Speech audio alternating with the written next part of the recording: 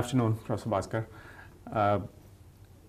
2016 has been a great year for IIT Madras. As you know, we've been ranked #1 by the National Institutional Rankings Framework.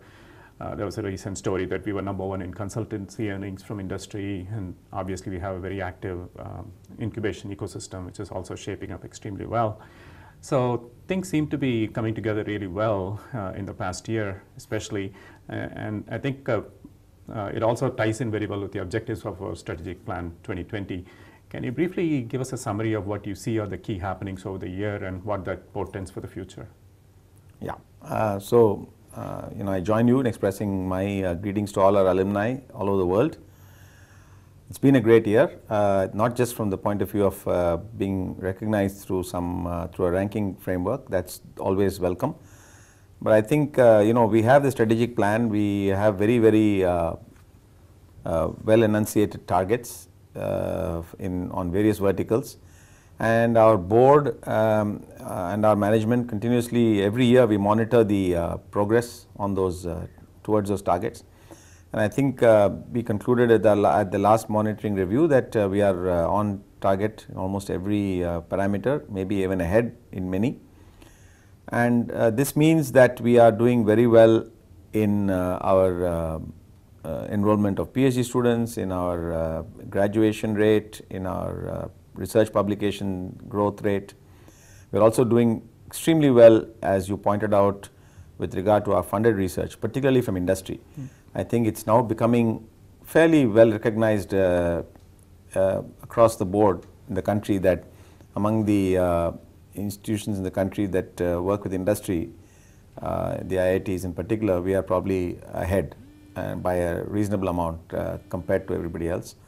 And that has been growing even faster. This year has been a tremendous year for our funded research, both what we call sponsored research, which is funded by government agencies, the equivalent of NSF and NHS and so on, NIH and so on. And we've done very well in that, probably growing by at least, I'm not able to keep up because it's growing every month, but I think we are probably seeing growth rates of almost 60–70% in that. And in the industry funded research also, I think we are seeing growth in excess of 30% this year. You know, there was a new scheme that was launched by the government called Uchattar Avishkar Yojana, of which I happen to be the national coordinator also. It's a scheme in which projects are jointly proposed by industry and IITs and IISc, and then it's funded 25% by the partner industry and 50% by the Ministry of Human Resource Development and another 25% by the relevant ministry that's relevant to that company's area. And the first round of funding last year which was approved, which was approved at the middle of this year, was to the tune of about almost I would say $45 million, about 300 crores. And IIT Madras projects, there were 23 out of the 90 that were approved, which is the largest number. And in terms of funding, the projects funded to IIT Madras in this scheme were almost 90 crores, which is almost a third of what was funded. So that will tell you how strong we are in this industry funded research. And we did very well in that, and because of that our total industry funded research this year has grown significantly. Startup scene is also very good. Maybe we'll talk about that briefly. And therefore I think in terms of one of our stated goals in our strategic plan, broad objective, is in addition to checking all the boxes with regard to academic research, coursework and so on, we also want to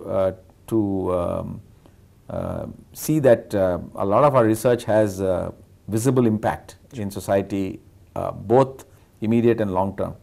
And a lot of this, our work with industry and with ministries and so on, that has happened, has taken off in the last year, will actually go a long way to ensure that.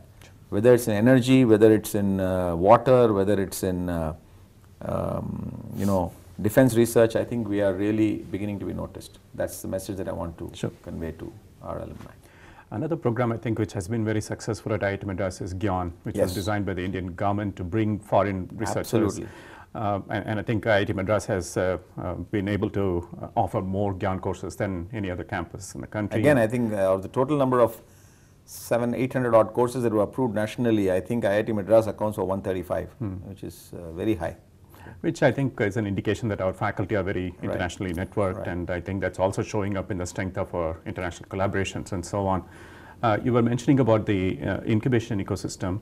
I think the IIT Madras ecosystem is certainly shaping up in a very unique way, and I think a lot of it has to do with the product and technology focus that seems to be somewhat differentiating us from other incubation hotbeds.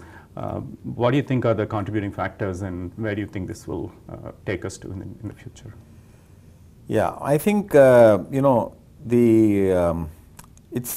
don't think I have a full understanding of why it is that so many of our startups, and in terms of number of startups also, we are probably if not the highest, probably among the highest in the country if you look compared to all the other institutions. Per year we are incubating almost 40 to 45 companies now, which is very high. But the interesting part is among those, a very large fraction are actually developing products of some kind, and they are not just doing, using the internet technology, mobile technology to aggregate or to find more efficient ways of reaching the customer. These are actually, some of them are doing that, but they're actually doing that in conjunction with the development of a new product, a new gadget or a new device or a new process that actually results in either an improved reduced material consumption or reduced energy consumption, or does things with with less human intervention or something like that. And this is something that's for some reason we seem to be good at, and it's good. I think it's a good thing. Across the country there is a recognition that this we are probably, in a very crude way if you want to call it, we are probably very hardware oriented, and the research park may have a role to play in this. The fact that we have an ecosystem of that kind, and the fact that our long-standing involvement with industry and the ambience here on that may also be playing a role in this. But we are very happy about that. It also means that we have to give a little more time to our startups to establish themselves and succeed than probably you have to do in the fast-moving world of internet-based companies. So our startups do take a little longer. If you've been watching, for example, the progress of Ather Energy, which is building a scooter, they've been at it for some time, and their launch is going to be somewhere next year. But even now, they don't have a we don't have a fixed date on it. But they're getting more and more investments, and their product is getting more and more exciting. So I think you just have to give these companies more time. If you can just go look at our portfolio of the companies, you'll see the very interesting companies from underwater inspection to real-time monitoring of pipelines in refineries, and all kinds of companies, products. But these do take a little longer. On the other hand, I think they are addressing very, very sophisticated areas, and when they do well, I think they will have a very significant market share and stable market share for longer time. So it's a game with a different time constant. But we're very happy with the kind of companies we're incubating. Sure. So I just want to mention that this year's reunion day, which is on December 26th, the theme is going to be entrepreneurship at IIT Madras. We have invited about 12 of our young entrepreneurs who have started companies, and they're going to come and share their experiences. Professor Ashok Junjunwala is giving a keynote talk also. So I do want people who can, please come to campus in person and attend, and we will be televising and of course sharing it online as well. So I think in the last few years we have also seen a tremendous upswing in our alumni relations in general, and of course fundraising also. In 2015 we raised almost $10 billion, which is more than twice what we did the year before, and we have been kind of following this trend. And in terms of alumni connectivity, we see that there is a lot of foot traffic to the campus. We host several alumni almost on a daily basis, and we give them opportunities to interact with students and faculty. And similarly, when we travel to other cities and meet with alumni, we also see a very interesting mix of ages and occupations of the alumni that come to these kinds of meetings. And I think a lot of it is, of course, driven by alumni, because we don't really have too many professional staff to drive any of these activities. A recent example being the launch of the IIT Madras Foundation in the US, which is an effort by a couple of our senior alumni, and with the help of many of our junior alumni as well. And I think historically, virtually all of our alumni relations activities have been volunteer driven. So they are a very, very key and valuable resource for us. Very recently, we have started a development office in India, but that only has 3 alumni who are staffing it, and they're not professional fundraisers, they're just passionate alumni. So it continues to be mainly a volunteer-driven activity, both on the alumni relations front as well as on the fundraising front. And I'm sure that as an institute, we are extremely grateful to them for everything they have done. Absolutely. Do you want to say a few things that might incentivize them and encourage them? No, I think what you're saying is absolutely right, Nagarajan. I've been in meeting so many alumni over the last 5 years after I became director, and what I find is, as you point out, a much larger number now, drop by every year. They spend longer periods of time. The conversations are getting much more deeper.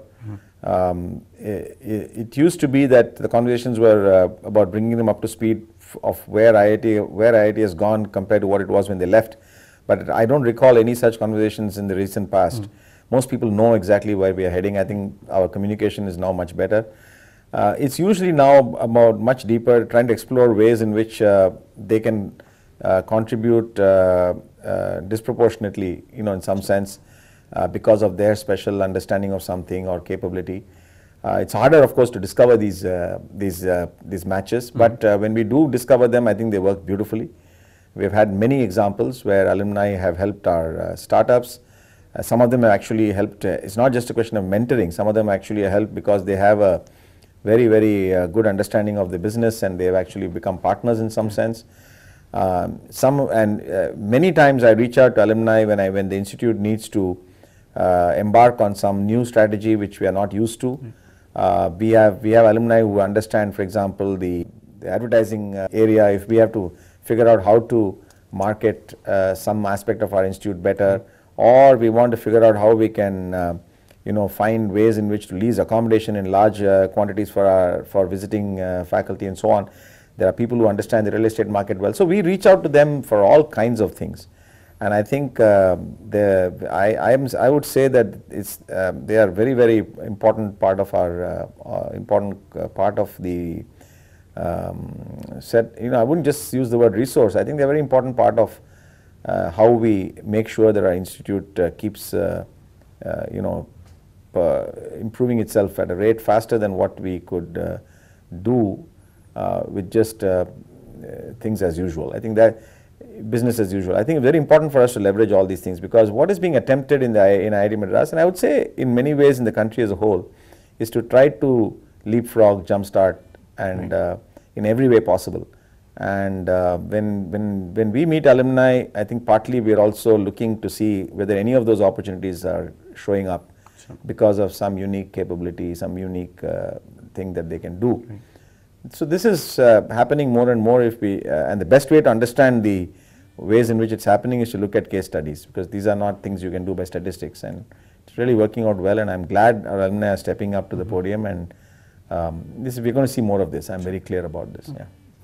So thank you, Professor Bhaskar, for spending some time with us, taping this message. Any parting words or message to our? Well, I think my parting message is, thank you for everything that every one of you have been doing, whether it's small, whether it's large, whether it's a check that you're writing, whether it's some time that you're spending, or whether it's just thoughts that you're having about your institute. We thank you for everything that you're doing. I think it's important if you want to be part of this excitement, you have to engage yourself. Make some time when you come to Chennai or to India to visit the institute, spend some time here.